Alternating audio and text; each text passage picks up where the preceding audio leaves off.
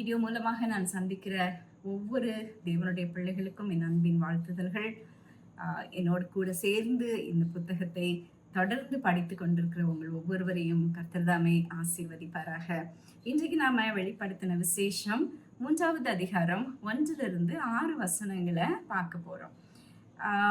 இந்த 7 சர்ச்சஸை பற்றி நம்ம படிச்சுட்டு வரோம் இல்லையா? 7 சபைகள் குறித்து நம்ம படிச்சுட்டு வரோம். இன்னைக்கு நம்ம பார்க்க போறது சர்தைங்கிற சபையை பற்றி நம்ம பார்க்க போறோம். சர்தைக்கு ஒரு பெயர் கொடுத்திருக்கிறார் தேவன் இந்த போர்ஷன்ல.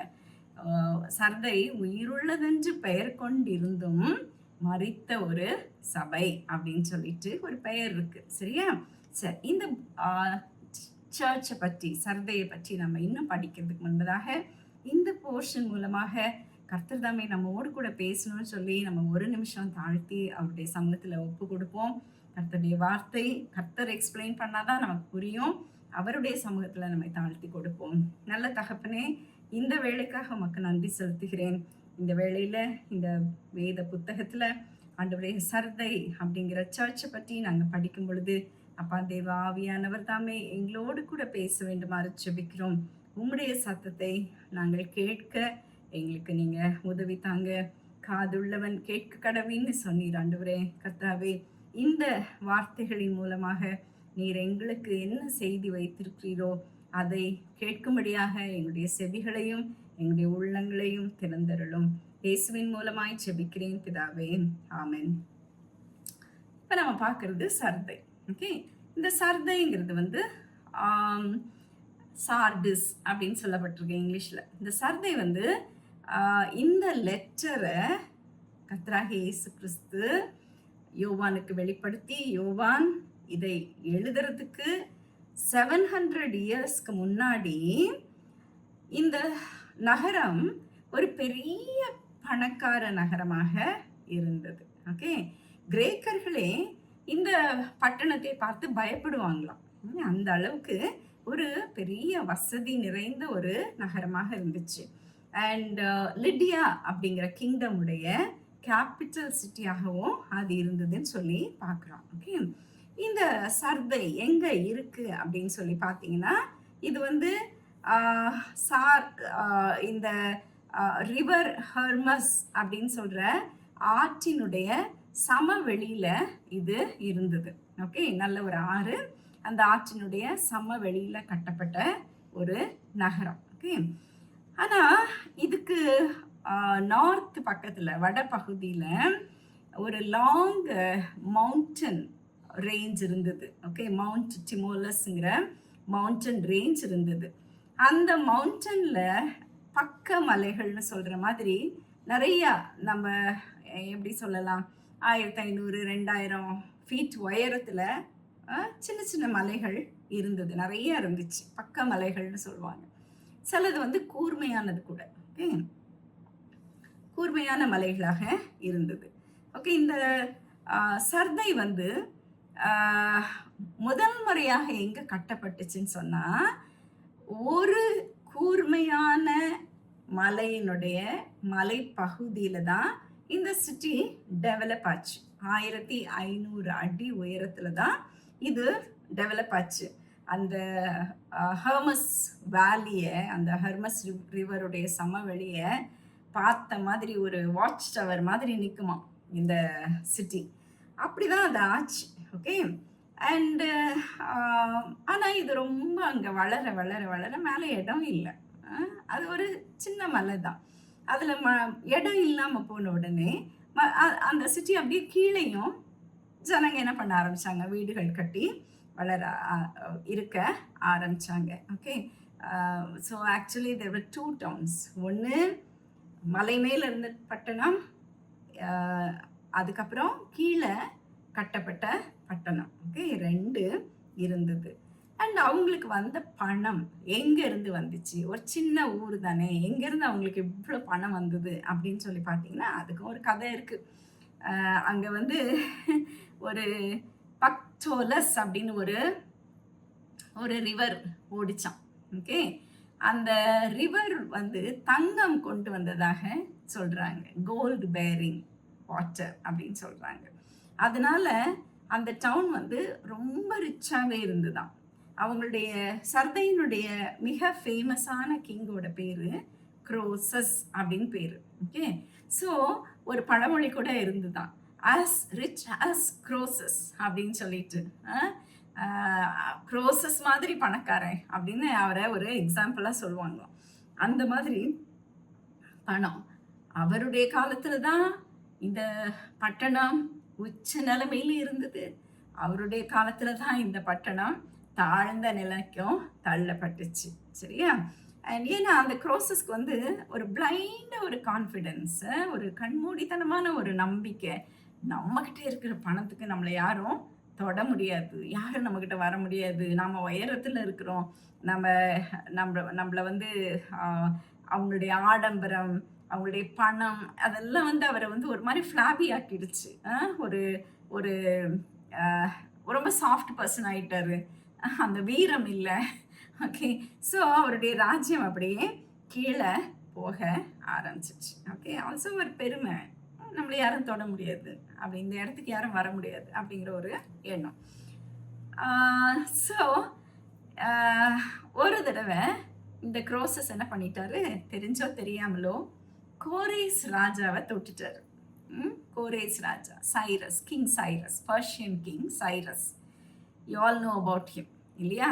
ஐசாயால 150 வருஷத்துக்கு முன்னாடி, எப்போ அவர் பிறக்கிறதுக்கு, சைரஸ் பிறக்கிறதுக்கு 150 வருஷத்துக்கு முன்னாடி ஏசாயா தீர்க்கதரிசி அவருடைய பெயரையே சொன்னார். கோரேஸ் மூலமா தான் இஸ்ரவேல் மக்கள் பாபிலோன்ல இருந்து விடுதலை பற்றி யூதாக்கு திரும்பி வருவாங்க அப்படின்னு அவருடைய பெயரையும் குறிப்பிட்டு, அவர் பிறக்கிறதுக்கே 150 வருஷத்துக்கு முன்னாடி அவரை பற்றி ஏசாயா சொன்னார். ஓகே. அந்த கோரேஸ் ராஜா கிட்ட இவர் சண்டைக்கு போயிட்டார். ஓகே. தெரிஞ்சோ தெரியாமல பண்ணிட்டாரு. அண்ட் சண்டையில தோக்கவும் செஞ்சுட்டாங்க. இந்த சந்தைக்காரங்க பின் வாங்கி ஓடி வந்து அவங்க ஊருக்குள்ள போய் நுழைஞ்சிட்டாங்க, பத்திரமா உட்காந்துட்டாங்க. ஆனா சைரஸ் இதை மறக்கல, கோரஸ் இதை மறக்கல. அவர் என்ன பண்ணிட்டாரு, கோரேஸ் ராஜா தன்னுடைய படையை கொண்டு வந்து அந்த மலையினுடைய அடிவாரத்தை சுத்திலும் போட்டார். 14 நாள் அவங்க காத்துட்டு இருந்தாங்க. அதை எப்படி ஏறி போகன்னு தெரியல. ஏன்னா இப்போ நம்ம பார்க்குற மாதிரி ஹில் ஸ்டேஷன்ஸ்க்கு இருக்கிற மாதிரி வழியெல்லாம் அதுக்கு கிடையாது. எப்படி மேலே போகிறது அப்படின்னு. ஆல்சோ அந்த மலை எப்படின்னா ஒரு மட்டை க்ளோஸாக பேக் பண்ணால் எப்படி இருக்கும் அப்படிப்பட்ட மலைகள். நான் உங்களுக்கு முன்னமே சொன்னேன், இந்த ஊர்களுக்கெல்லாம் போக முடியாத கர்த்தர் எங்களுக்கு கிருபை செய்தான்னு சொல்லி சர்தைக்கும் நாங்கள் போயிருந்தோம். அங்கே இருக்கிற மலைகள் வந்து நீங்கள் பார்த்தீங்கன்னு சொன்னால் மண்ணை நம்ம டைட்டாக பேக் பண்ணி வச்சா எப்படி இருக்கும் அப்படிதான் இருக்குது. அதனால காற்று அடிக்கும் போது கரைஞ்சி கரைஞ்சி கரைஞ்சி ஒரு டிஃப்ரெண்ட் ஷேப்பாக வர நிற்குது. அண்ட் இங்கேயும் அது அப்படி இருந்ததுனால நீங்கள் யாருமே அங்கே சட்டுன்னு ஏறி இந்த ட்ரெக்கிங்லாம் போகிற மாதிரி பாறைகள் கிடையாது, பிடிச்சி ஏறி போகிற மாதிரிலாம் கிடையாது.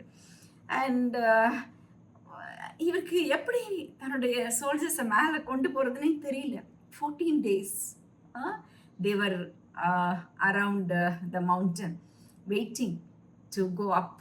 எப்படி போக அப்படின்னு சொல்லிட்டு இதை பற்றி யார் நமக்கு எழுதியிருக்காருன்னா சரித்திரத்தை நமக்கு நிறைய எழுதியிருக்கிற கிரீக் ஹிஸ்டாரியன் ஹெரோடட்டஸ் வந்து இதை பற்றி நிறைய நமக்கு சொல்லியிருக்கிறாரு. அவர் என்ன சொல்றாருன்னா, ஹெரோடஸ்ன்னு சொல்லிட்டு ஒரு சோல்ஜர் பார்த்துக்கிட்டே இருந்தாப்லையா. ஏன் தெரியுமா? ரொம்ப அவ்வளோ ஆர்வத்தோட பார்த்துட்டு இருந்தது காரணம், கோரேஸ் ராஜா சொல்லிட்டாரு, if anybody is able to go up find a way for us I will give them lot of மணின்னு சொல்லிட்டு, யார் மேலே எங்களுக்கு வழி கண்டுபிடிச்சி கூப்பிட்டு போறீங்களோ அவங்களுக்கு நிறைய பணம் கொடுப்பேன் அப்படின்னு சொன்ன உடனே அவன் ரொம்ப அவளோடு பார்த்துட்டு இருந்திருக்கிறான். கண்ணு இமைக்காம பார்த்துட்டு இருந்திருக்கிறான். எப்படி மேலே போகிறது, எப்படியாவது வழி கண்டுபிடிக்கணும், ராஜாட்ட பணம் வாங்கிடணும்னு சொல்லிட்டு அப்படியே பார்த்துட்டு இருந்திருக்கான். அந்த சமயத்தில் மேலே இருந்த சார்டியன் பேட்டில்மெண்ட்ல லைக் அந்த சோல்ஜர்ஸ்லாம் இருப்பாங்கல்ல, அங்கேருந்து ஒரு சோல்ஜரோட ஹெல்மெட்டு கீழே விழுந்துருச்சான். அப்போ அந்த ஹெல்மெட்டை எடுக்கிறதுக்காக அந்த சோல்ஜர் என்ன பண்ணியிருக்கான், மேல இருந்து அந்த 1500 அடி மேல இருந்து அப்படியே இறங்கி வந்திருக்கான். அந்த மலையிலிருந்து ஒரு கிராக் வழியா அப்படியே இறங்கியிருக்கான். இத நம்ம கோரேஸ் ராஜாவுடைய சோல்ஜர் பார்த்துட்டான். பார்த்த உடனே இவன் என்ன பண்ணிட்டான், எல்லாரையும் அதே வழியா நடக்க வச்சு மேலே கூட்டிட்டு போயிட்டான். ஓகே, மண்ணு அமுக்கி பேக் பண்ண மாதிரி மலை, அதில் இருக்கிற ஒரு சின்ன கிராக்கை ஜனங்கள் வழியாக யூஸ் பண்ணிட்டு இருந்திருக்காங்க. அண்டு எல்லாரையும் மேலே கொண்டு போனால் மேலே ஒரு பாதுகாப்பும் இல்லையா, விழிப்புணர்வே இல்லையா அங்கே. ஓகே, நம்மளை யாரும் அணுக முடியாது அப்படிங்கிற தைரியத்தில் அவங்க இருந்திருக்காங்க. And they thought they were too safe and there is no need to guard themselves. Okay, they were very very careless. அப்போ அன்னைக்கு அந்த சர்தை பர்ஷியர்களுக்கு விழுந்து போச்சுன்னு சொல்லி சரித்திரம் சொல்லுது. ஓகே, அண்ட் கோரேஸ் ராஜா என்ன பண்ணாரு, கிங் சைரஸ் வந்து இந்த ஜனங்கள் வந்து ரிபல்லியஸாக மாறக்கூடாதுங்கிறதுக்காக அவர் என்ன பண்ணாரு, அவங்களுக்கு அவங்களுடைய ட்ரெஸ்ஸை மாற்றிட்டார். ஓகே, அவங்க எப்படி எப்படி இருக்கணும் தெரியுமா, ஒரு நீள அங்கி, இந்த ட்ராமாக்காரங்கெல்லாம் போடுவாங்கல்ல அந்த மாதிரி ஒரு நீள அங்கியை கொடுத்துட்டாரு, ஒரு டர்பனை கொடுத்துட்டாரு. அப்புறம் அவங்களுக்கு சாதாரண சாண்டில்ஸ், பூட்ஸை விட சாதாரண சாண்டில்ஸை கொடுத்துட்டாரு. இதுதான் அவங்க போடணும். ஓகே, அவங்கள வந்து எந்த வித திறமையும் அவர்களுக்கு இல்லாம வெறும் ஒரு டிராமாக்காரங்க மாதிரியே அவங்கள மாத்திட்டாரு. அப்படின்னா அவங்க திருப்பி ரிபல் பண்ண முடியாது அப்படிங்கிறதுக்காக. அண்ட் ஆல்சோ பிள்ளைங்களுக்கு என்ன எஜுகேஷன் கொடுத்தாங்க, வெறும் பாட்டும் டான்ஸும் தான் கொடுத்தாங்க, வேற எந்த எஜுகேஷன் கொடுக்கல. சும்மா சாதாரண ஒரு ரீட்டைல் ட்ரேடிங் மாத்திரம் கொடுத்தாங்க. ஸோ அந்த சிட்டியினுடைய ஜனங்கள் அப்படியே எந்த விதமான ஸ்கில்லும் இல்லாமல், எந்த திறமையும் இல்லாமல் அப்படியே ஒரு டீஜெனரேஷனை நம்ம அங்கே பார்க்க முடிஞ்சுது. ஓகே, அண்ட் பர்ஷியன் ரூலர்ஸ்க்கு கீழே இது வந்து ஒரு 200 வருஷம் இருந்தது. அதுக்கப்புறம் என்ன பண்ணிடுச்சு, இது கிரேக்க மன்னன் அலெக்சாண்டர் த கிரேக்குக்கு அப்படியே போய் சரண்டர் ஆயிடுச்சு. ஓகே, இந்த ஊர். அண்ட் கிரேக்க மன்னன், நான் உங்களுக்கு முன்னாடியே சொல்லியிருக்கேன், அவனுடைய எண்ணமே வந்து கிரேக்க கல்ச்சரை உலகம் முழுவதும் பரப்புறது தான் அவனுடைய எண்ணமாக இருந்தது.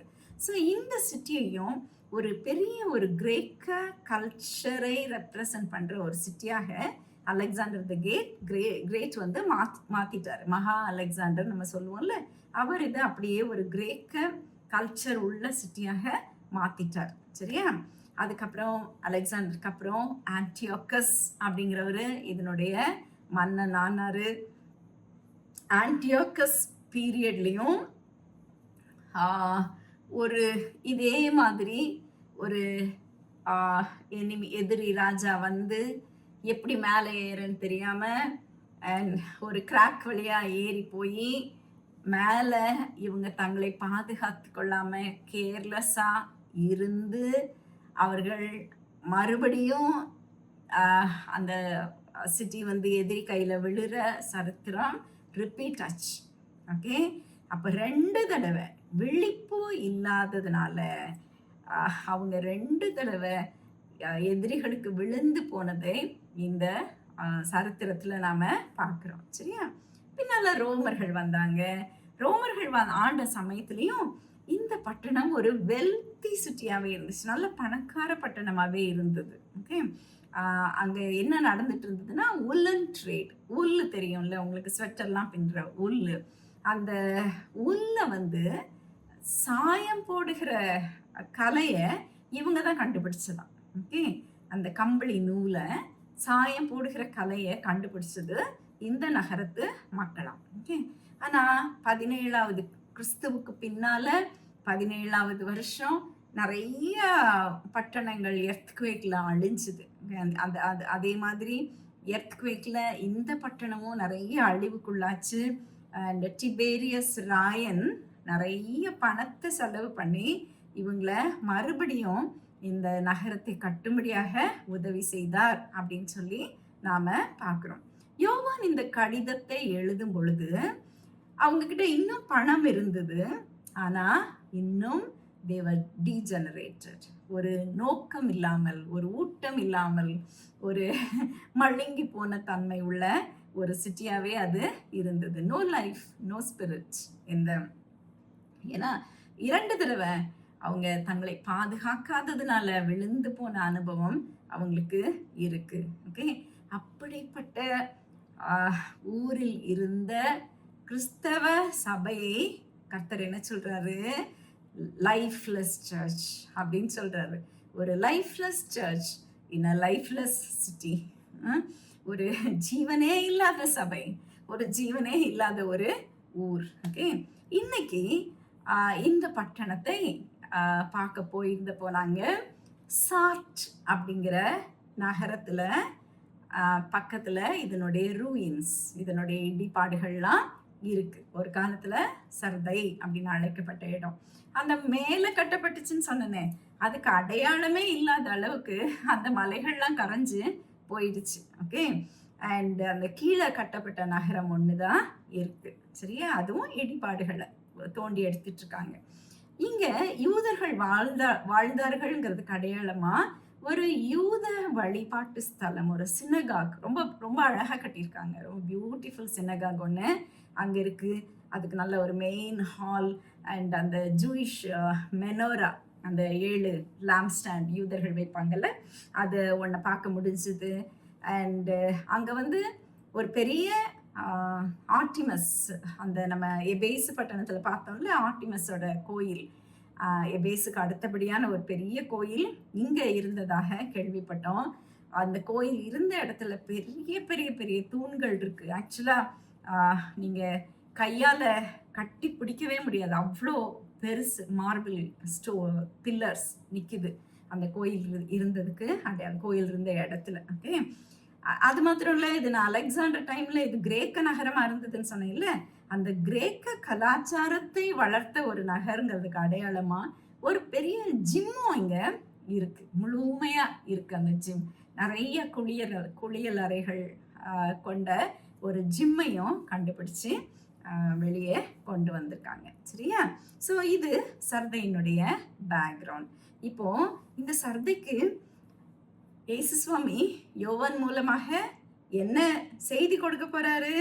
சர்தை சபையின் தூதனுக்கு நீ எழுத வேண்டியது என்னவெனில், தேவனுடைய 7 ஆவிகளையும் 7 நட்சத்திரங்களையும் உடையவர் சொல்கிறதாவது, உன் கிரியைகளை அறிந்திருக்கிறேன், நீ உயிர் உள்ளவன் என்று பெயர் கொண்டிருந்தும் செத்தவனாய் இருக்கிறாய். இது 1வது வசனம். சரியா? இப்போ யார் இந்த செய்தியை ரிசீவ் பண்றது? சர்தையினுடைய தூதனுக்கு. ஓகே, அண்ட் யார் இந்த செய்தியை கொடுக்கிறது? தேவனுடைய 7 ஆவிகளையும் 7 நட்சத்திரங்களையும் உடையவர் சொல்கிறதாவது. ஓகே, 7 ஆவிகள் அப்படின்னு சொன்னா, இது முன்னாடியே நான் உங்களுக்கு எக்ஸ்பிளைன் பண்ணியிருக்கேன். 7 ஸ்பிரிட்ஸ்ங்கிறது 7-fold gift of the Holy Spirit. Okay, 7-fold manifestations of the Holy Spirit அப்படின்னு சொல்லி நாம சொல்லலாம். ஓகே, இது ஏசாயா 11வது அதிகாரம் 2வது வசனத்தை பாருங்க. இந்த ஐசாயா 11:12ல இந்த பரிசுத்த ஆவியானவருடைய 7-fold manifestations நம்ம பார்க்குறோம். அவருடைய 7-fold ministry நம்ம பார்க்குறோம்.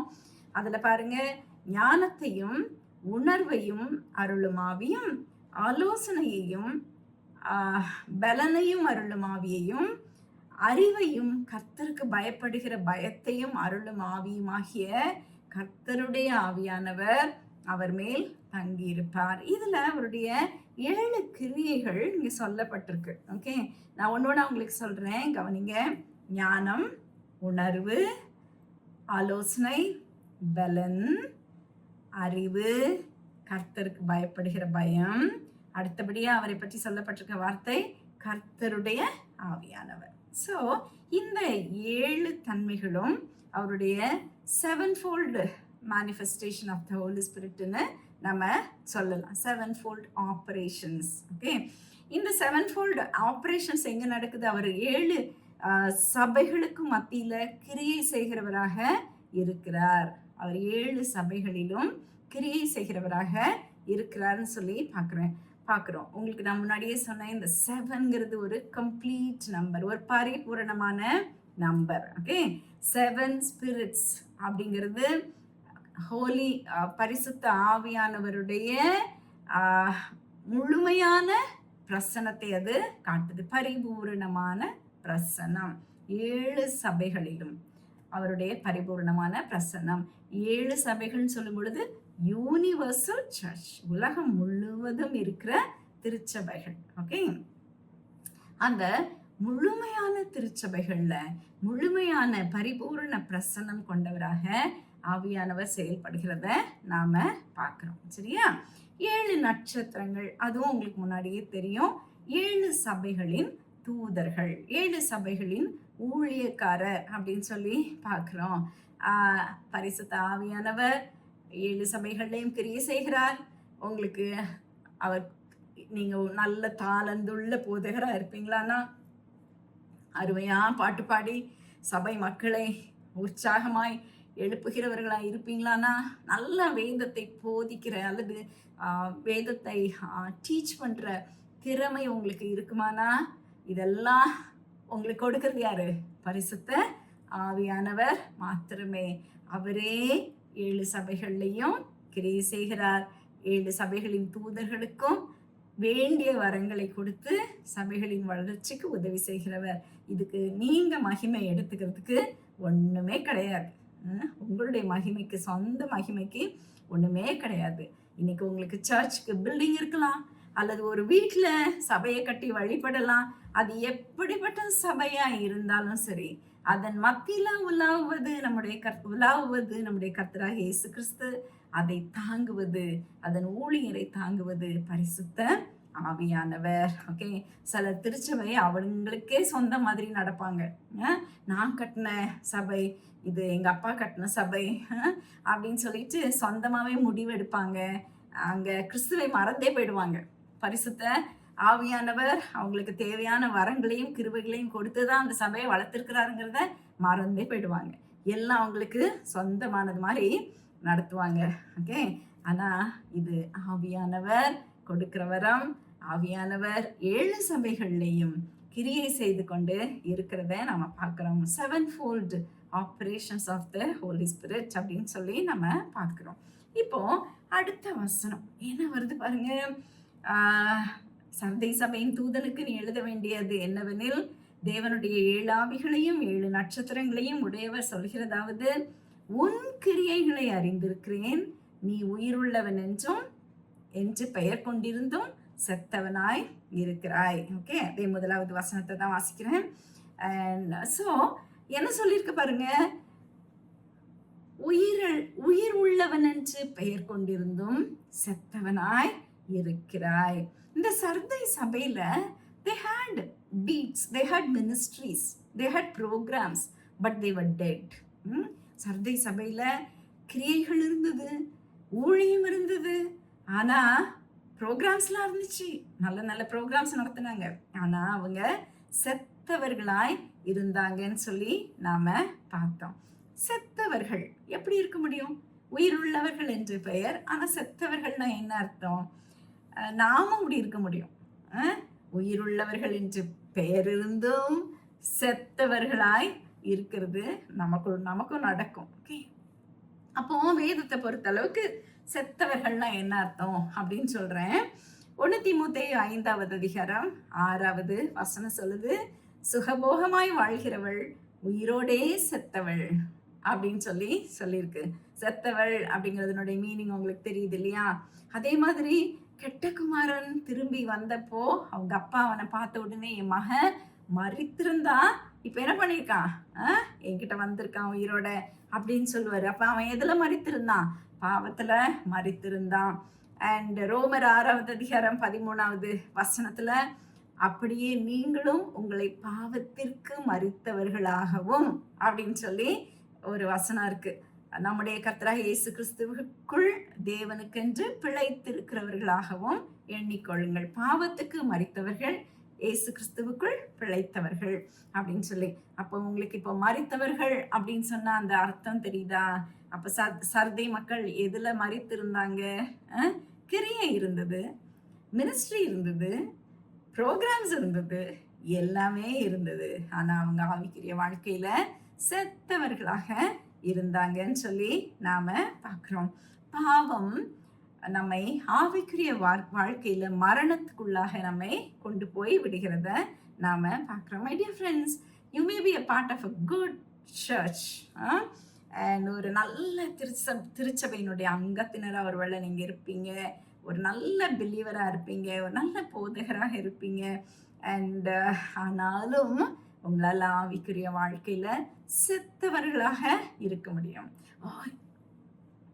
எங்களுடைய இந்த பிரதர் எவ்வளோ நல்லா இருக்காங்க, இந்த சிஸ்டர் எவ்வளோ நல்லா இருக்காங்க அப்படின்னு உங்களை பார்த்து மற்றவங்க சொல்லுவாங்க. உயிருள்ளவள் என்று பெயர் இருக்கலாம், உயிருள்ளவன் என்று பெயர் இருக்கலாம், ஆனா உள்ளுக்குள்ள ஆவியில செத்தவர்களாக நம்மால இருக்க முடியும். நம்ம எதுக்கெல்லாம் செத்து போவோம், எதுக்கெல்லாம் நம்ம மரித்து போவோம் பாருங்க. நம்முடைய சித்தத்துக்கு நாம மரித்து போவோம். பாவம் நம்மை அடிமையாக்கும் பொழுது உன்னுடைய சித்தம் மரித்து போகிறது. ஓகே, அண்ட் தேவனுடைய சித்தத்திற்கு செயல்படாம உன்னை பாவம் எங்கெங்கெல்லாம் இழுக்குதோ அதெல்லாம் நீ என்ன பண்ண ஆரம்பிச்சிடுவ, செய்ய ஆரம்பிச்சிடுவ. நம்முடைய சித்தத்திற்கு முதலிடம் கொடுக்கிறோம். தேவனுடைய சித்தம் நம்முடைய வாழ்க்கையில ஓடி போயிடுது. அப்பனா டெத் ஆஃப் வில், உன்னுடைய சித்தம், தேவனுடைய சித்தத்தை நான் செய்யணும் அப்படிங்கிறத மறந்து போய் உன்னுடைய ஈவில் ஹேபிட்ஸ்க்கு நீங்கள் உங்களுக்கு இடம் கொடுக்க ஆரம்பிச்சிடுறீங்க. அடுத்தபடியாக death of feelings. Okay, and நம்முடைய மனசாட்சி மறித்து போயிடும். கொஞ்ச நாள் நீ தப்பு பண்ணும் பொழுது ஏதாவது ஒரு கையில் ஒரு ஸ்மார்ட் ஃபோனை வச்சுட்டு ஏதாவது பார்க்கக்கூடாது ஒன்றை நீ பார்த்துட்டு இருக்கும் பொழுது உன்னுடைய மனசாட்சி சொல்லும், ஐயோ இதெல்லாம் நீ பார்க்கக்கூடாது, விட்டுரு, இது கர்த்தருக்கு பிடிக்காது, இதையா பார்க்குற அப்படின்னு சொல்லும். நீ வேஷம் போடுற, நீ வெளியில நல்லா பிலிவர் மாதிரி நடக்கிற, திருச்சபையில் நீ எல்லா வேலையும் செய்கிற, ஊழியத்துக்கெல்லாம் போகிற, ஆனால் உள்ள நீ தப்பு பண்ணுற பத்தியா அப்படின்னு உங்கள்கிட்ட சொல்லும், தப்புன்னு சொல்லும். ஆனால் கொஞ்ச நாட்கள் தான் சொல்லும். அதுக்கப்புறம் அந்த மனசாட்சியும் செத்து போயிடும். Then your loveliness will go off. நீ கிறிஸ்துவனுடைய அழகை பெற்று கொண்டிருந்திருப்பாயானா, கிறிஸ்துவனுடைய அழகை ஒரு காலத்துல நீ பிரதிபலிக்கிறவர்களா இருந்திருப்பீங்களானா, கொஞ்ச நாட்கள்ல அதுவும் உனக்குள்ள அப்படியே கிறிஸ்துவின் அழகை உன்னை விட்டு கொஞ்சம் கொஞ்சமா எடுபட்டு போகும். அண்ட் இது பயங்கரமான ஒரு டேஞ்சரஸ் பாவம். வெளிப்புறமாய் பார்க்குற பாவங்களை விட ஆபத்தான பாவம் இந்த உள்ளான மரணம். ஓகே, பாவியாக திருச்சபைக்கு வெளியே வாழ்கிறவர்களை விட பாவம் இல்லாதவர்களாக வேஷம் போட்டுச்சு வீட்டுக்குள்ள மறைவிடத்துல செத்து போய் வாழ்றீங்களே, அது மிகவும் மோசமான ஒரு காரணம். ஓகே, அண்ட் மற்றவர்கள் உன்னை பார்த்து அட்மயர் பண்ணக்கூடிய அளவுக்கு பிரம்மாண்டமான ஒரு வாழ்க்கை வாழ்ந்து கொண்டிருக்கிறோம். நல்ல கிறிஸ்தவர்கள்னு நீங்கள் பெயர் எடுத்திருக்கலாம். ஆவியானவருடைய வரங்கள் கூட உங்களுக்கு இருந்தாலும் இருக்கலாம். ஆனால் நிறைய காரியங்கள் வேற இமோஷனாக போயிடுது. அண்ட் கர்த்தர் வாஞ்சிக்கும் இதயம் இல்லாவிட்டால், தேவனோடு ஐக்கியம் இல்லாவிட்டால் நீ ஆவியிலே செத்தவனாய் இருப்பாயின்னு சொல்லி வேதம் சொல்லுது. ஓகே, அண்ட் இந்த சர்தை ஒரு நல்ல ஜீவனுள்ள சபைன்னு சொல்லி பேர் பெற்றிருந்துச்சு. ஏன்னா நல்ல கிரியைகள் இருந்தது. ஆனால் உள்ளுக்குள்ள ஆவிக்குரிய வாழ்க்கையில செத்ததாக இருந்ததை நாம பார்க்குறோம். இது நமக்கு அந்த புத்தி இல்லாத கன்னிகைகளுடைய கதையை ஞாபகப்படுத்துது. இயேசுசாமி நமக்கு நல்ல ஒரு எக்ஸாம்பிள் சொன்னாரு. அவங்களும் நம்மை போல மணவாளனுக்காக காத்திருந்தாங்க. அண்டு அவங்க கையிலையும் விளக்கு இருந்தது, அவங்களும் எண்ணெய் ஊற்றிட்டு தான் வந்திருந்தாங்க, பொறுமையோட காத்து தான் இருந்தாங்க. ஆனால் கதவு திறக்கப்படுகிற வேலை வர்ற டைமில் அவங்க கையில் எண்ணெய் இல்லை, அவங்க தீபம் அணைஞ்சு போச்சு, அதுக்கு திருப்பி ஊத்துறதுக்கு எண்ணெய் இல்லை, ஆயத்தமாய் இல்லை. அப்போ கர்த்தர் உங்களை அறியேன் அப்படின்னு சொல்லிடுறார் இல்லையா? அந்த விதமான ஒரு வாழ்க்கை. ஓகே, நாங்களும் மணவாளனுக்காக காத்திருக்கிறோம், மணவாளனுக்காக கையில தீபத்தை வச்சிட்டு இருக்கோம் அப்படிங்கிற ஒரு வாழ்க்கை. ஆனா உள்ளே ஆயத்தம் இல்லாத மரித்து போன ஒரு வாழ்க்கை. சர்தை மக்களை கோரேஸ் ராஜா வெறும் டிராமாக்காரங்களா மாத்திருந்தாங்க. இங்க கிறிஸ்தவ வாழ்க்கையிலையும் வேஷம் போடுகிறவர்களாக அவங்க வாழ்ந்துட்டு இருக்கிறத நாம பார்க்கிறோம். இன்னொன்னு என்னன்னா, இந்த இப்படி இப்படி பட்ட சபையை, ஓகே, ஜீவன் இல்லாத சபையை சாத்தான் டிஸ்டர்ப் பண்ண மாட்டான். இவங்களுக்கு எந்த விதமான உபத்திரமும் கிடையாது. அவங்க நல்லா இப்படிப்பட்ட சபைகள் நல்லா ஃப்ளரிஷ் ஆவாங்க. நம்ம கூட பார்த்து சில நேரம் பொறாமைப்படுற அளவுக்கு அவங்க நல்லா வளருவாங்க, பெரிய சபையா வருவாங்க, நிறைய கூட்டம் போவாங்க. அவங்களுக்கு இந்த சபையை பாருங்க, ஆடுறாங்க பாடுறாங்க, பெருசா கூட்டம் வருது, 3 சர்வீஸ் நடத்துறாங்க. ஏன்னா அவங்கள சாத்தான் டிஸ்டர்ப் பண்ணவே மாட்டான். அவங்கள ஓங்கி ஓங்கி வளரதான் செய்வான். அது எப்படிப்பட்ட சபை? அது ஜீவனுள்ள சபை என்று பெயர் இருக்கு. ஆனா ஜீவன் இல்லாததா இருக்குமானால் சாத்தான் அந்த சபைகளை டிஸ்டர்ப் பண்ண மாட்டான். அது ஓங்கி வளர்ந்துட்டு தான் இருக்கும். தேவன் அவர்களை பார்க்கும் பொழுது கர்த்தரை பிரியப்படுத்துகிறவையாய் இவைகள் இல்லை அப்படின்னு சொல்லி உணர்ந்தாரானா அந்த சபையை பார்த்தேன்னு சொல்வார். என்ன சொல்வாரு? உன் கிரியைகளை அறிந்திருக்கிறேன், உன் வர்ஷிப் நல்லா இருக்கு, உன் மினிஸ்ட்ரி நல்லா இருக்கு, நீ நடத்துகிற ப்ரோக்ராம்ஸ்லாம் நல்லா இருக்கு, நீ உயிருள்ளவன் என்று பெயர் கொண்டிருந்தும் செத்தவனாய் இருக்கிறாய் அப்படின்னு சொல்லி ஆண்டவர் சொல்வார். ஸோ சர்தையில் there is no indication of any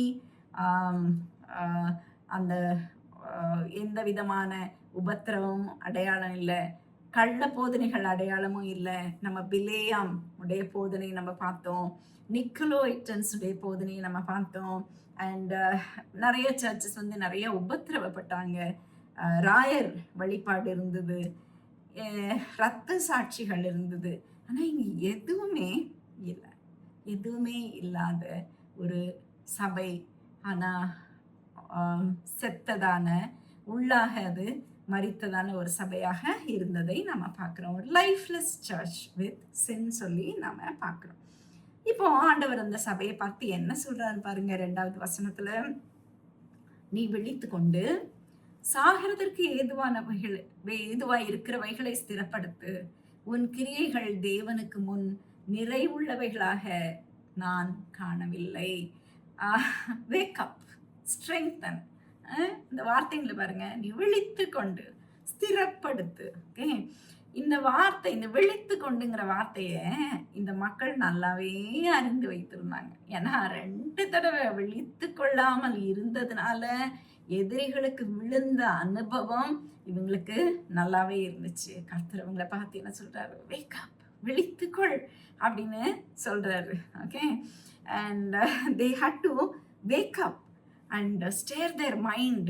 கர்த்தர் அவங்களை எழுப்புறாரு. தூக்கத்துல இருந்து எழும்பு, கொஞ்ச நேரம் எனக்காக நீ விழித்திருக்க கூடாதான்னு தம்முடைய சீஷரை பார்த்து சொன்ன தேவன் விழித்திருன்னு சொல்றாரு. ஓகே, அண்ட் இந்த ஆவியில மரித்த சபைக்கு கர்த்தர் கொடுக்கிற செய்தி விழித்துக்கொள் அப்படிங்கிற ஒரு கட்டளைய அவர் கொடுக்கறத பார்க்கிறோம். அப்புறம் ஸ்ட்ரெங்தன், ஸ்திரப்படுத்து. நீ நிறைய கிரியைகள் செய்யற, but they are not perfect. நீ நிறைய கிரியைகள் செய்யற, they are not complete. And not a single ministry is carried out as it should be. நீ எப்படி எனக்கு செய்யணுமோ அப்படியாக ஊழியம் உன் சபையில நடக்கவே இல்லை, உன் மத்தியில நடக்கவே இல்லை. உன் கிரியைகள் எதுவுமே என்னை பிரியப்படுத்தல, அவற்றை ஸ்திரப்படுத்து அப்படின்னு சொல்லி ஆண்டவர் சொல்றத நாம பார்க்கிறோம். சாகிறதற்கு ஏதுவாய் இருக்கிறவைகளை ஸ்திரப்படுத்து, உன் கிரியைகள் தேவனுக்கு முன் நிறைவுள்ளவைகளாக காணப்படவில்லை அப்படின்னு சொல்லி சொல்றத நாம பார்க்கிறோம். அடுத்தபடியா வார்னிங். என்ன வார்னிங் கொடுக்கிறாரு? 3வது வசனத்துல, ஆகையால் நீ கேட்டு பெற்றுக்கொண்ட வகையை நினைவு கூர்ந்து அதை கை கொண்டு மனம் திரும்பு, நீ விழித்திராவிட்டால் திருடனை போல் உன்மேல் வருவேன், நான் உன்மேல் வரும் வேளையை அறியாதிருப்பாய் அப்படின்னு சொல்லி கர்த்தர் செய்தி வார்னிங் கொடுக்கறத நாம பார்க்கிறோம். நீங்க எதை கேட்டீங்க? எதை பெற்றுக்கொண்டீங்க அதை நினைவு கூறணுமா. நீ கேட்டு பெற்றுக்கொண்ட வகையை நினைவு கூர்ந்து. எதை கேட்டீங்க, எதை பெற்றுக்கொண்டீங்க? சுவிசேஷத்தை நாம கேட்டோம், பெற்றுக்கொண்டோம், அதை நினைவு கூறணுமா. என்னைக்கு சுவிசேஷத்தை நீ பெற்றுக்கொண்டாயோ அது உன்னை எப்படி மாத்துச்சு, எப்படி உனக்கு ஒரு சந்தோஷத்தை கொடுத்துச்சு, எப்படி உன்னை சுத்திகரிச்சுது, அண்ட் எப்படி உன்னை புது பாடல்களால நிரப்பிச்சு, எப்படி உள்ள சந்தோஷத்தால நிரம்பிச்சு, and how you had witnessing ministry. And இது எல்லாமே நினைவு கூறுன்னு சொல்லி சொல்றத நாம பார்க்குறோம். அது மாத்திரம் இல்லை, அந்த நினைவு கூர்ந்து அப்படிங்கிற வார்த்தை ப்ரெசன்ட் இம்பரேட்டிவ் இங்கிலீஷில் கிராமரில். அது அப்படின்னா என்ன அர்த்தம்? Keep on remembering, remember everyday. அதை நினைவு கூர்ந்து கொண்டே இருக்கணுமா ஒவ்வொரு நாளும். ஒவ்வொரு நாளும் கர்த்தர் உன்னை மாற்றின விதத்தை, உன்னை கிருபையாய் தம்முடைய ரட்சிப்புக்குள்ள கொண்டு வந்த விதத்தை, உன்னை கிருபையாய் தம்முடைய சிங்காசனத்தண்டை ஏற்றுக்கொண்டாரே அந்த விதத்தை ஒரு நாளும் உன் வாழ்க்கையில நீ மறந்து போகக்கூடாது. கீப் ஆன் ரிமெம்பரிங், அதை நினைவு கூர்ந்து கொண்டே இருக்கணுமா. நீ அடைந்த சந்தோஷம், உனக்கு கிடைத்த பரிசுத்தம், நீ ஜெபித்த ஜெபம், உன் சாட்சி, எவ்வளவு உற்சாகமா இருந்த, உன்னுடைய பசி தாகம், தேவனுக்கு அடுத்த காரியங்கள்ல எவ்வளோ நேரம் செலவிட்ட, எவ்வளோ நேரம் வேதத்தை எடுத்து வாசித்த, எவ்வளோ நேரம் ஜெபம் பண்ண, இவற்றை நீ நினைவு கூறுன்னு சொல்லி கர்த்தர் சொல்றத நாம பார்க்கிறோம். நினைவு கூர்ந்து அதை கை கொண்டு, அதை கை கொண்டு. ஸோ நினைவு கூறுறது மாத்திரம் இல்லை, அதை கை கொள்ளணும். தேவனுடைய வார்த்தைக்கு நீங்க கீழ்ப்படிய வேண்டும். அந்த வார்த்தையும் ப்ரெசன்ட் இம்பரேட்டிவ். அது எப்படின்னா ஒபே இட்ங்கிற வார்த்தை, keep on obeying it, never stop. ஒரு நாள் கீழ்ப்படிஞ்சிட்டு நிறுத்த வேண்டாம். கர்த்தருடைய வார்த்தைக்கு ஒவ்வொரு நாளும் கீழ்ப்படியணும். ஓகே, ஸோ நீ கேட்டு பெற்றுக்கொண்ட விதத்தை நினைவு கூர்ந்து அதை கை கொண்டு, கீப் ஆன் ரிமெம்பரிங் இட். ஒவ்வொரு நாளும் உன்னுடைய டெய்லி வாக் ஆஃப் லைஃப்பில், உன்னுடைய கிறிஸ்டியன் லைஃப்பில் ஒவ்வொரு நாளும் நீ என்ன பண்ணணும்? தேவனுடைய வார்த்தைகளை கை கொள்ளணும்னு சொல்லி நாம் பார்க்குறோம். மூன்றாவது என்ன பண்ணணுமா? மனம் திரும்பு, ரிப்பென்ட். ஓகே, இந்த இடத்துல it's not present imperative. It's not present imperative, it's a definite action. இந்த இடத்துல அது கீப் ஆன் ரிப்பெண்டிங் கிடையாது. ஒவ்வொரு நாளும் மனம் திரும்புங்கிறது இல்லை, மனம் திரும்பு, once for all. Okay, and அந்த மனம் திரும்புங்கிற வார்த்தை உண்மையான உன்னுடைய நிலைமையை உணர்ந்து ஒரு கம்ப்ளீட் டர்ன் எடுத்துட்டு ஆண்டவர்கிட்ட போயிடு. If you are drifting away from God, ஏன்னா remember from where you have fallen. அது எபேசு சபைக்கும் அதை தான் சொன்னார். நீ நினைவு கூர். எதை நினைவு கூறணும்? எங்கேருந்து நீ விழுந்துட்ட அப்படிங்கிறத நினைவு கூர்ந்து என்ன பண்ணாரு, என்ன சொன்னாரு? மனம் திரும்புன்னு சொல்லி அவங்களுக்கு அந்த கட்டளையை கொடுத்தாரு.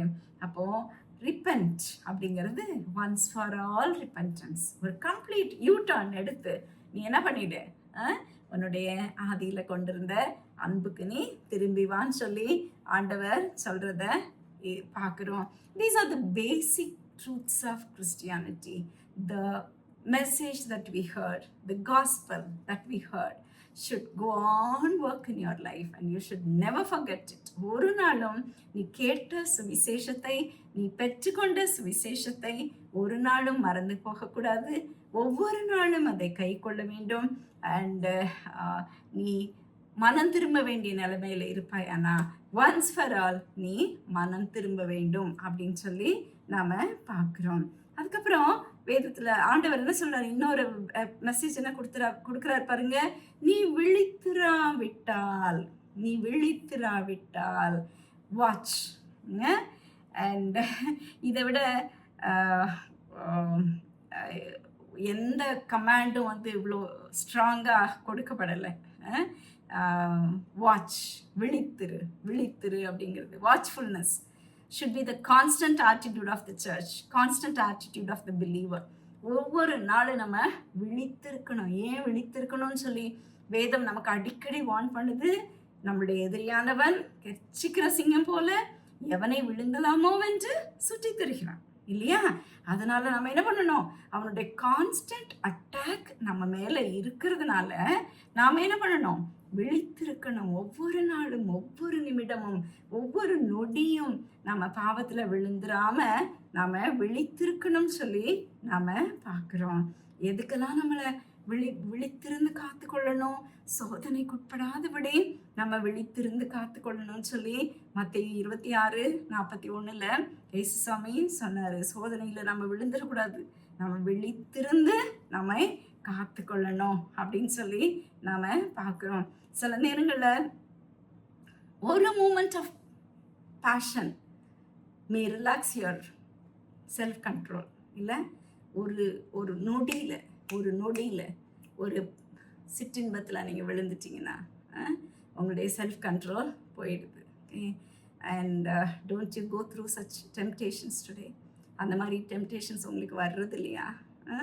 பணம், எத்தனை விசுவாசிகள் பணத்துக்கும் பெண்ணுக்கும் காமத்துக்கும் அடிமையாகிடுறாங்க. இன்னைக்கு இதுக்கெல்லாம் உங்களை அடிமையாக்குறதுக்கு உங்கள் கையில் இருக்கிற டூல் மீடியா கூட இருக்கு. அண்ட் பலவிதமான அட்டாக். நான் எப்போவே சொல்லுவேன் என்னுடைய பைபிள் ஸ்டடீஸில், சாத்தான் உன்னுடைய பலவீனத்தை உன்னை விட அதிகமாக அறிந்து கொண்டிருக்கிறான். நீ பணத்தில் வீக்குனா உன்னை பணத்தை வச்சே அட்டாக் பண்ணுவான். நீ பெண் விஷயத்தில் வீக்குனா உன்னை பெண் விஷயத்தை வச்சே அட்டாக் பண்ணுவான். ஸோ உன்னுடைய பலவீனத்தை உன்னை விட அதிகமாக அறிந்தவன் சாத்தான். அதனால நீங்க ரொம்ப ஜாக்கிரதை உள்ளவர்களாய் இருக்கணும். நான் இந்த ராஜாவின் மலர்கள் சொல்லி நம்ம யூடியூப் சேனல் பெயர் கொடுக்கப்பட்டது ஏன்னா ராஜாவின் மலர்கள்னு சொல்லி நான் ஒரு வெப்சைட்ல தினமும் டிவோஷன்ஸ் எழுதுறேன். இது 2009 வேதத்தை நான் தொடர்ந்து எழுதிட்டு வரேன். அண்ட் பிகினிங் ஆஃப் மை ரைட்டிங்கில் ஒரு ஆர்டிக்கிள் எழுதினேன். ஒரு நாள் பைபிள் ஸ்டடி எழுதினேன். ஒரு கணம் சிற்றின்பம் தவறா அப்படிங்கிற தலைப்பில், ஒரு கணம் சிற்றின்பம் தவறா அப்படிங்கிற தலைப்பில் எழுதினேன். நீங்கள் நம்ப மாட்டீங்க, இன்னைக்கு கூட அந்த வெப்சைட்டுக்கு போய் பார்த்தா த மோஸ்ட் ரெட் டிவோஷன் எதுனா அதுதான். ஓகே, நமக்கு எல்லாருக்குமே தெரியும் ஒரு கணம் சிற்றின்பமும் பாவத்துல நம்மை சிக்க வைக்கிற வலைதான் அப்படிங்கிறது நமக்கு தெரியும். ஒரு கணம் சிற்றின்பமும் தவறுங்கிறது நமக்கு தெரியும். தெரிஞ்சும் அந்த தலைப்பை பார்த்து, ஒரு கணம் சிற்றின்பம் தவறாங்கிற தலைப்பை பார்த்து அந்த பேஜுக்கு விசிட் பண்றவங்க நிறைய பேர் ஒவ்வொரு நாளும். ஓகே, அண்ட் இது நம்மை ஈஸியாக தள்ள வைக்கிற ஒரு வலை. அதில் நம்மை ஒவ்வொரு நாளும் விழித்திருந்து காத்துக்கொள்ள வேண்டும் என்று கர்த்தராகிய இயேசு கிறிஸ்து நமக்கு ஒரு வார்னிங் கொடுத்திருக்கிறாரு. வேற எதுக்கெல்லாம் நம்ம விழித்திருந்து காத்துக்கொள்ளணும், விழித்திருந்து எதிர்பார்க்கணும்? ஆண்டவருடைய வருகைக்காக. ஒவ்வொரு நாளும் இன்றைக்கு ஆண்டவருடைய வருகை இருக்குமானால் அவரை நான் சந்திக்க ஆயத்தமா அப்படிங்கிற ஒரு எண்ணத்தோடு நாம ஜீவிக்கணும். ஸோ விழித்திருத்தல், பாவத்தில் நம்ம விழுந்துடக்கூடாது, சாத்தானுடைய அட்டாக்குக்குள்ள நம்ம விழுந்துடக்கூடாது, சோதனைக்குள்ள நம்ம விழுந்துடக்கூடாது. அண்ட் தேவனுடைய வருகையில நாம தவறி போயிடக்கூடாது. நாம அவரை முகமுகமாய் சந்திக்க முடியாத தகுதி நமக்கு இருக்கணும். ஸோ இந்த காரியங்களுக்காக நாம விழித்திருக்கணும் அப்படின்னு சொல்லி நாம இந்த பகுதியில பார்க்கிறோம். சரியா? 4வது வசனம், ஆனாலும் தங்கள் வஸ்திரங்களை அசுசிப்படுத்தாத சில பேர் சர்தையிலும் உண்டு. அவர்கள் பாத்திரவான்கள் ஆனபடியால் வெண்வஸ்திரம் தரித்து என்னோட கூட நடப்பார்கள். ஜெயம் கொள்ளுகிறவனவனோ அவனுக்கு வெண்வஸ்திரம் தரிப்பிக்கப்படும்.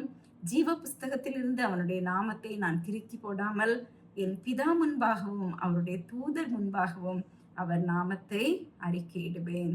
ஆவியானவர் சபைகளுக்கு சொல்கிறதை காதுள்ளவன் கேட்க கடவன் என்று எழுது சொல்லி நாம பார்க்கிறோம். ஆனாலும் தங்கள் வஸ்திரங்களை அசுசிப்படுத்தாத சில பேர் சர்தையிலும் உனக்கு உண்டு அப்படின்னு சொல்லி சொல்றத நம்ம பார்க்கிறோம். A few who have not soiled their clothes. Okay, கர்த்தர் பொறுமையோடு இந்த பூமியில தம்மை பிரியப்படுத்துகிறவர்களை, தம்முடைய பிள்ளைகளை, தமக்கு உண்மையா இருக்கிறவர்களை பார்க்கிறார். அது ஒரு இடத்துல ஒருத்தர் 2 பேர்னாலும் அவங்க தேவனுடைய கண்களை தப்புவதே இல்லை. ஓகே, ஆபிரகாம் சோதம் கொமோராக்காக ஜெபம் பண்ணும் பொழுது, தேவனை வேண்டிக் கொள்ளும் பொழுது ஆண்டவர் என்ன சொல்றாரு? Even if I find 10 faithful people, I will not destroy the city. ஒரு 10 பேர் உண்மையானவர்கள் இருப்பார்களானா நான் அந்த பட்டணத்தை அழிக்க மாட்டேன்னு சொல்லி வாக்கு கொடுக்கிறார். கர்த்தருடைய கண்கள் தம்மை பிரியப்படுத்துகிறவர்கள் எங்க இருக்காங்கன்னு சொல்லி பார்த்து கொண்டே இருக்குது. இந்த சர்தையிலும் உனக்குள்ள உண்டுன்னு சொல்லி ஆண்டவர் சொல்றார். தங்களுடைய வஸ்திரத்தை அசுசிப்படுத்தாதவர்கள் அப்படின்னு சொல்லி சொல்லப்பட்டிருக்கத நாம பார்க்கிறோம். ஒரு 3-fold ப்ராமிஸ், வாக்கு தத்தம் என்ன கொடுக்கிறார் பாருங்க. அவங்களுக்கு என்ன கொடுக்கப்படுமா? வெண்வஸ்திரம் தரிப்பிக்கப்படும். Okay, white is the colour of purity. உங்களுக்கு எல்லாருக்கும் நல்லா தெரியும், வெண்மைங்கிறது பரிசுத்தத்தினுடைய கலர். அண்ட் நம்ம இருதயத்தில் சுத்தம் உள்ளவர்கள் பாக்கியவான்கள் அப்படின்னு சொல்லி நம்ம பியாட்டிடியூட்ஸ்ல பார்க்குறோம். வெண் வஸ்திரம் அப்படிங்கிறது தேவனுடைய விருந்தினருக்கு கொடுக்கப்பட போகிற ஒரு வஸ்திரம். கர்த்தர் நமக்காக ஒரு பெரிய விருந்து ஆயத்தம் பண்றாரு இல்லையா? அந்த விருந்துல பார்ட்டிசிபேட் பண்ற கிருபை உனக்கு இருக்குமானா அந்த வெண்வஸ்திரம் உனக்கு கொடுக்கப்படும். ஓகே, சோ வெண்வஸ்திரம் தரிக்கப்படும். யாருக்கு? தங்களுடைய வஸ்திரங்களை அசுசிப்படுத்தாதவர்கள், கர்த்தருக்காக உண்மையாய் வாழ்கிறவர்கள், பாவங்களுக்கு தம்மை ஒப்பு கொடுக்காத மக்களுக்கு வெண்வஸ்திரம் தரிக்கப்படுமாம். அதுக்கப்புறம் அவங்களுடைய பெயர்கள் ஜீவ புஸ்தகத்திலிருந்து அவனுடைய நாமத்தை நான் கிறுக்கி போடாமல், ஜீவ புஸ்தகத்திலிருந்து அவனுடைய பெயரை நான் கிறுக்கி போட மாட்டேன்னு சொல்றாரு. ஜீவ புஸ்தகம்னா என்னது? இந்த ஜீவ புஸ்தகம் சொல்லி ஒரு புக் இருக்கு, உங்களுக்கு தெரியுமா? எத்தனை பேருக்கு தெரியும்? அந்த ஜீவ புஸ்தகத்துல நம்மளுடைய பெயர்கள் எழுதப்பட்டிருந்தா தான் நம்ம பரலோகத்துக்குள்ள போக முடியும். ஜீவ புஸ்தகம் தான் நமக்கு பாஸ்போர்ட். ஓகே, நிறைய பேர் நம்ம ஞானஸ்நானம் எடுத்துட்டா பரலோகத்துக்கு போகலான்னு யோசிக்கிறாங்க. அண்ட் அநேக வெளிப்புற அடையாளங்கள் இருந்ததுன்னா பரலோகத்துக்கு போகலான்னு சொல்றாங்க. ஜீவ புஸ்தகத்துல அவனுடைய பெயர் எழுதப்பட்டு இருக்குமானால் மாத்திரம்தான் நீ பரலோகத்துக்கு போக முடியும். தானியேல் 12வது அதிகாரம் 1வது வசனம் சொல்லுது, நம்ம நியாய தீர்ப்பிலிருந்து வெளியே கொண்டு வர்றது அந்த ஜீவ புஸ்தகத்துல நம்முடைய பெயர் இருந்தா மாத்திரம்தான் we will be delivered from the judgment. Okay, ஜீவ புஸ்தகத்துல நம்ம பெயர் இருந்தாதான். அதுக்கப்புறம் சங்கீதம் 69:28 சொல்லுது, அக்கிரமக்காரருடைய பெயர் அதுல இருக்காதுன்னு சொல்லுது. அக்கிரமக்காரர்களுடைய பெயர் அந்த புஸ்தகத்துல இருக்காது. ஒன்லி தேவனை பிரியப்படுத்தி அவருக்காக ஜீவிக்கிறவர்களுடைய பெயர்கள் தான் இருக்கும். அண்ட் வெளிப்படுத்தின விசேஷத்துல பின்னாடி 20:15 சொல்லுது, அதுக்கு ஒரு பெயர் கொடுத்திருக்குது, ஜீவ புத்தகம்ங்கிற பெயரே அங்கதான் கொடுக்கப்பட்டிருக்கு. அண்ட் ரெவலேஷன்ஸ் 21:27 ஆட்டுக்குட்டியின் புத்தகம், புக் ஆஃப் த லேம்ப் அப்படின்னு சொல்லிட்டு ஒரு பெயர் கொடுக்கப்பட்டிருக்கு. இதுதான் இந்த ஜீவ புஸ்தகம்.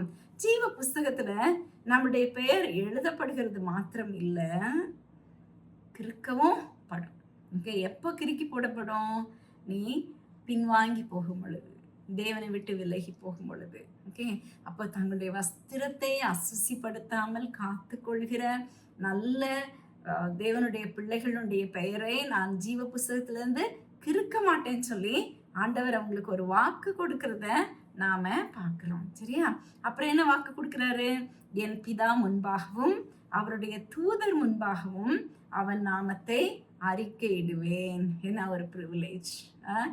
மனுஷர் முன்பாக என்னை அறிக்கை பண்ணுகிறவன் எவனோ அவனை நானும் பரலோகத்தில் இருக்கிற என் பிதாவின் முன்பாக அறிக்கை பண்ணுவேன்னு சொல்லி இயேசுசாமி சொன்னார் இல்லையா? மத்தேயு 10:32 அத்தனை பேர் முன்னாலையும் மை டியர் ஃப்ரெண்ட்ஸ், யார் யாரெல்லாம் இருக்கா பரலோகத்துல நாம பார்த்தோம். அண்ட் கோடிக்கணக்கான தேவ தூதர்கள், அதுக்கப்புறம் அந்த சேராபீன்கள், கேராபீன்கள், and we also saw about the 7 archangels and 24 elders, universal church. அத்தனை பேர் முன்னாலேயும் உங்களுடைய பெயர் பிதாவின் முன்பாக கூப்பிடப்படுற நாளே யோசிச்சு பாருங்க. Are we not excited?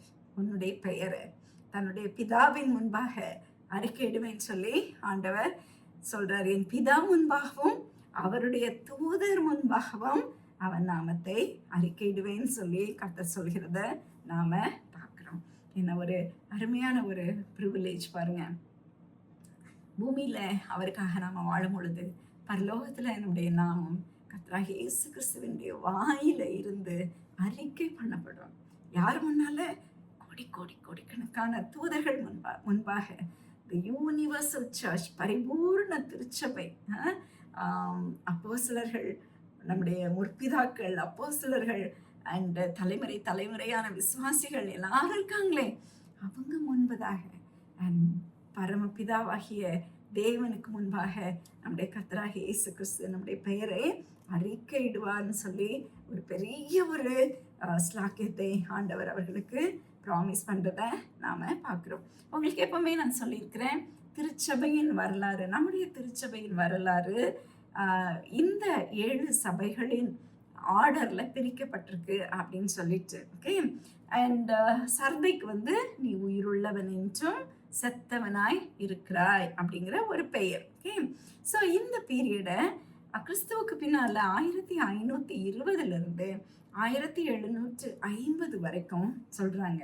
இந்த பீரியட் தான் நம்முடைய ரெஃபர்மேஷன் கொண்டு வந்தாரே மார்ட்டின் லூத்தர், அவருடைய காலம். ஓகே. இந்த காலத்துல அது வரைக்கும் கிறிஸ்தவர்கள் கையில வேதாகமம் இல்லை. இந்த டைம்ல வேதாகமம் என்ன பட்டுச்சு, நிறைய டிஸ்ட்ரிபியூஷன்ல வந்துச்சு. அண்ட் டாக்ட்ரின் ஆஃப் ஜஸ்டிஃபிகேஷன், விசுவாசத்தினாலே நீதிமான் பிழைப்பான் அப்படிங்கிற ஒரு டாக்ட்ரின் ஜனங்களுக்கு தெரிய ஆரம்பிச்சுது. And faith was adopted and the simple mode of worship was taught. விசுவாசம்ங்கிறது அதிகமாக சிலை வணக்கங்களை விட விசுவாசமே அதிகம் தேவை அப்படிங்கிற ஒரு டீச்சிங் வந்துச்சு. அண்ட் ஆவியினாலும் ஆவியினாலேயும் உண்மையினாலேயும் நம்ம தேவனை தொழுது கொண்டா போதும், நம்ம சிலைகளை தேடி போக வேண்டாம் அப்படிங்கிற ஒரு டீச்சிங் நம்முடைய திருச்சபைக்குள்ள வந்தது. இந்த ஒரு ரிஃபர்மேஷன் வந்த உடனே நாம ஓகே, நம்ம அதுதான் உயிருள்ளவன் பெயர் போல அப்படின்னு சொல்லி நீங்க யோசிக்கலாம். உயிருள்ளவன் பெயர் இருந்தாலும் அது செத்த ஒரு பீரியட். ஏன் தெரியுமா? அந்த ரிஃபர்மேஷன் என்ன கொண்டு வந்துச்சுன்னு சொன்னா, இந்த சீர்திருத்த கொள்கைகள் கொண்டு வந்தது வேறுபாடும் வாக்குவாதங்களும் பெரிய சண்டைகளும் பெரிய மிஸ் அண்டர்ஸ்டாண்டிங் தான். ஓகே. ஒரு பொலிட்டிக்கல் ஒரு அரசியல் வாக்குவாதங்கள் போலவும் அரசியல் கருத்து வேறுபாடுகள் போலவும் ஒரு பயங்கர ஒரு சண்டைலாம் வர ஆரம்பிச்சிருச்சு. ஓகே. அண்ட் அவங்கள இருந்து பிரிஞ்சு வந்தவங்க ஒரு புது டினாமினேஷன் ஆச்சு. Okay. People who rejected idol worship, people who came out of உண்மையாக ஆண்டவர் ஆவியில தொழுது கொள்ளணும் அப்படின்னு விசுவாசத்தினாலே நீதிமான் பிழைப்பான் அப்படிங்கிற கருத்தை ஏற்றுக்கொண்டு பிரிந்தவர்கள் கருத்து வேறுபாட்டினால பிரிந்ததுனால தே ப்ரொட்டஸ்டட் அப்படின்னு சொல்லி ப்ராட்டஸ்டன்ஸ் அப்படிங்கிற பெயர் கொடுக்கப்பட்டாங்க. சரியா? இது மார்ட்டின் லூத்தருடைய சீர்திருத்த இயக்கத்தால் கத்தோலிக்க திருச்சபையிலிருந்து அவர்களுடைய கொள்கைகளை எதிர்த்து புதிதாக பிறந்த டினாமினேஷன் தான் இது ப்ராட்டஸ்டன்ட் அப்படிங்கிற டினாமினேஷன். ஏன்னா இவங்க ப்ரொட்டஸ்ட் பண்ணாங்க அப்படின்னு சொல்லி இவங்களுக்கு அந்த பெயர் கொடுக்கப்பட்டுச்சு. ஸோ உயிருள்ளவன் என்று பெயர் இருந்தும் செத்தவனாய் இருக்கிறாய் என்ற ஒரு பீரியட் இதுதான். உயிர் உள்ளவன் என்று பெயர் கொண்டிருந்தும் செத்தவனாய் இருக்கிறாய், ஆகையால் நீ கேட்டு பெற்றுக்கொண்ட வகையை நினைவு கூர்ந்து அதை கை கொண்டு மனம் திரும்பு. நீ விழித்திராவிட்டால் திருடனை போல் உன்மேல் வருவேன், நான் உன்மேல் வரும் வேளையை அறியாதிருப்பாய். அன்பின் தேவனுடைய பிள்ளைகளே, ஆவியானவர் சபைகளுக்கு சொல்கிறதை காதுள்ளவன் கேட்க கடவுள் அப்படின்னு சொல்லி யோவானை பார்த்து கர்த்தர் எழுத சொல்கிறார். இது கர்த்தர் உனக்கு கொடுக்கும் செய்தி. காதுள்ளவர்கள் எல்லாருக்கும் கொடுக்கும் செய்து. நீ மனம் திரும்பாவிட்டால், நீ விழித்திராவிட்டால் கர்த்தர் திருடனை போல உன்மேல் வருவேன்னு சொல்றாரு. அவர் வரும் வேளையை அறியாதிருப்பாய். விழித்திரு, விழித்திரு. இன்னைக்கு உன்னுடைய நிலைமை நீ ஆராய்ந்து பார். உனக்கு என்ன பெயர், இந்த சபைக்கு கொடுக்கப்பட்ட பெயர் ஒருவேளை உனக்கும் பொருந்துமான்னு சொல்லி உன் நிலைமையை இன்றைக்கு ஆராய்ந்து பார். உன் வாழ்க்கையை ஆராய்ந்து பார். உன்னை அவருக்கு முற்றிலுமாய் அர்ப்பணி. மனம் திரும்பு.